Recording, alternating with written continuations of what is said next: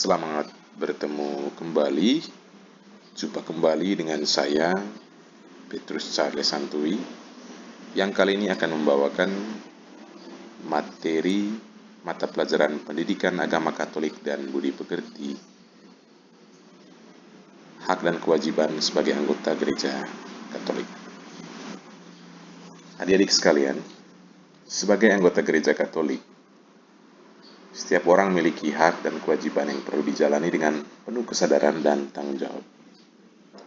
Gereja Katolik mengajarkan bahwa anggota-anggota gereja, baik yang sudah diberkati dengan sakramen pembaptisan, maupun mereka yang aktif dalam kehidupan gereja, memiliki hubungan yang erat dengan Allah dan sesama. Hak dan kewajiban ini bukan hanya berkaitan dengan aspek ritual, tetapi juga dengan hidup bermasyarakat dan penghayatan iman.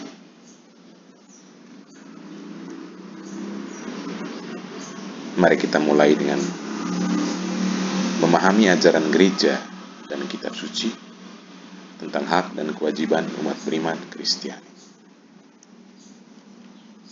Nah, adik-adik sekalian, ini beberapa indikator pencapaian kompetensi berkaitan dengan materi yang akan kita pelajari.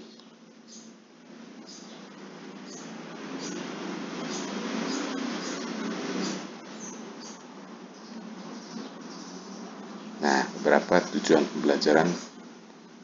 Yang pertama, melalui berdoa, peserta didik dapat membiasakan diri untuk bersyukur atas hak dan kewajiban sebagai anggota jemaat Kristiani dalam kehidupan sehari-hari. Melalui pengenalan diri, peserta didik dapat memilih sikap bertanggung jawab dalam melaksanakan hak dan kewajiban sebagai umat beriman Kristiani. Dalam bidang pengetahuan, para peserta didik dapat membedakan hak dan kewajiban sebagai anggota gereja. Melalui kegiatan refleksi iman, peserta didik dapat memberikan 3 contoh hak sebagai anggota gereja. Lalu, sebentar dalam diskusi, peserta didik dapat menjelaskan konsekuensi baptis setiap anggota gereja. Dan dalam kegiatan tanya jawab, para peserta didik dapat menjelaskan hak dan kewajiban sebagai anggota gereja menurut hukum gereja. Nah, mari kita saksikan video berikut bersama-sama adik-adik agar mampu lebih memahami, lebih mendalami materi tentang hak dan kewajiban sebagai anggota gereja Katolik.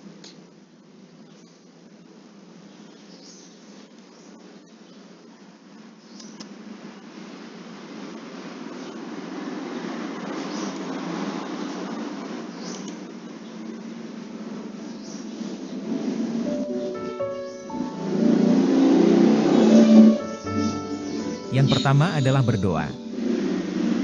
Menurut KHK Kanon 209 nomor 1, kaum Kristiani terikat kewajiban untuk selalu memelihara persekutuan dengan gereja, juga dengan cara bertindak masing-masing. Yang kedua, saling tolong-menolong. Menurut KHK Kanon 222 nomor 2, mereka juga terikat kewajiban untuk memajukan keadilan sosial, beramal kasih dan juga mengingat perintah Tuhan membantu orang-orang miskin dengan penghasilannya sendiri. Yang terakhir adalah bertugas atau menjalankan tugas dalam gereja. Menurut KHK Kanon 210, semua orang beriman Kristiani sesuai dengan kedudukan khasnya harus menganugerahkan tenaganya untuk menjalani hidup yang kudus, dan memajukan perkembangan gereja serta pengurusan yang berkesinambungan. Dan menurut KHK Kanon 211, semua orang beriman mempunyai kewajiban dan hak mengusahakan agar warta ilahi keselamatan semakin menjangkau semua orang dari segala zaman di seluruh dunia. Selanjutnya adalah hak kita sebagai orang Katolik. Bebas menunaikan ibadat kepada Allah, dan juga bebas mendirikan suatu organisasi dengan tujuan amal kasih. Hal ini sesuai dengan isi dari KHK Kanon nomor 214, 215, dan 216. Umat Kristiani juga bebas dalam memilih kehidupan. Hal ini ada dalam KHK Kanon 219, dan juga mempunyai hak atas pendidikan Kristiani sesuai KHK Kanon nomor 217. Yang terakhir adalah, umat Kristiani berhak menerima sakramen-sakramen. Hal ini sesuai dengan KHK Kanon nomor 213 yaitu, hak kaum beriman Kristiani untuk menerima dari para gembala suci, bantuan yang berasal dari harta rohani gereja, terutama dari sabda Allah, dan sakramen-sakramen.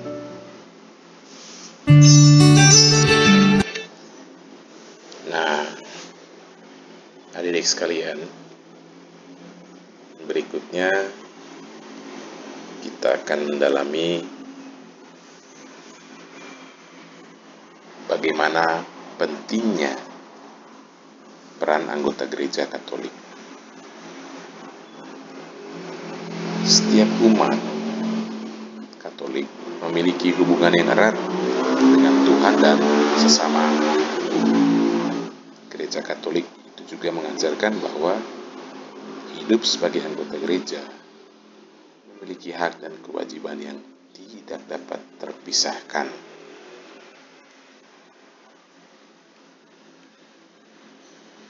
Berikut ini hak-hak anggota gereja Katolik. Yang pertama, hak untuk menerima sakramen. Mulai dari sakramen pembaptisan, sakramen Ekaristi, pengakuan dosa, pernikahan, imamat, dan juga pengurapan orang sakit. Yang berikut, hak untuk mengakses ajaran gereja atau mendapatkan pengajaran tentang iman dan moral dari para pemimpin gereja. Yang berikut, hak untuk ikut berpartisipasi dalam kehidupan gereja.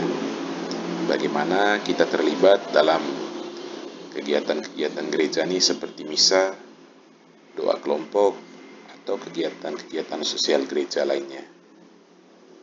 Yang berikut, hak untuk mendapatkan perlindungan gereja, mendapatkan pendampingan rohani, serta pendampingan sosial dari gereja. Berikut ini kewajiban sebagai anggota gereja Katolik. Yang pertama, kewajiban menghidupi iman. Bagaimana kita memelihara dan menghidupi iman melalui doa, pengajaran gereja, dan sakramen-sakramen. Yang kedua, kewajiban menghadiri perayaan Ekaristi atau menghadiri misa di setiap hari Minggu atau hari-hari raya dalam gereja Katolik. Yang ketiga, kewajiban menjaga kesatuan gereja. Di sini kita harus belajar untuk selalu menghormati pemimpin gereja, menjaga keharmonisan antara umat dalam komunitas. Yang keempat, kewajiban berbagi dalam pelayanan. Bagaimana kita mampu melayani sesama melalui tindakan kasih sayang dan karya sosial. Yang kelima, kewajiban melakukan pertobatan. Kita diharapkan untuk selalu mengakui dosa melalui sakramen pengakuan dosa dan juga selalu berusaha untuk memperbaiki kualitas hidup kita sehari-hari.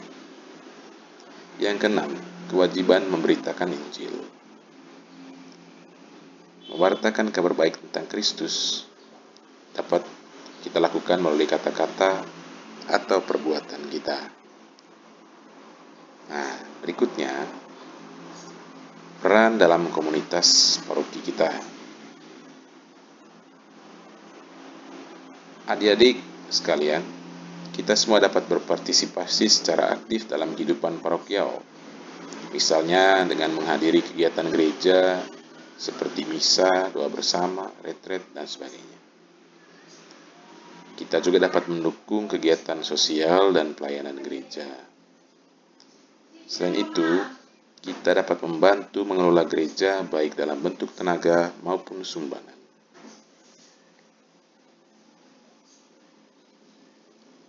Yang berikut, kewajiban membangun solidaritas.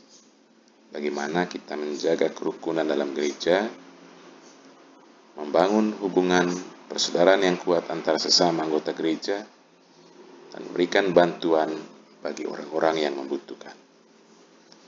Nah, adik-adik sekalian, sebagai anggota gereja Katolik, kita memiliki hak untuk menerima sakramen dan pengajaran. Namun, kita juga memiliki kewajiban untuk menghidupi iman, melayani sesama, serta menjaga kesatuan gereja. Kita juga dapat melaksanakan hak dan kewajiban ini itu sebagai cara untuk memperdalam hubungan kita dengan Tuhan dan sesama, serta membantu gereja dalam mewujudkan misi Kristus di dunia. Nah, adik-adik sekalian, demikian materi tentang hak dan kewajiban sebagai anggota gereja Katolik. Terima kasih atas perhatiannya.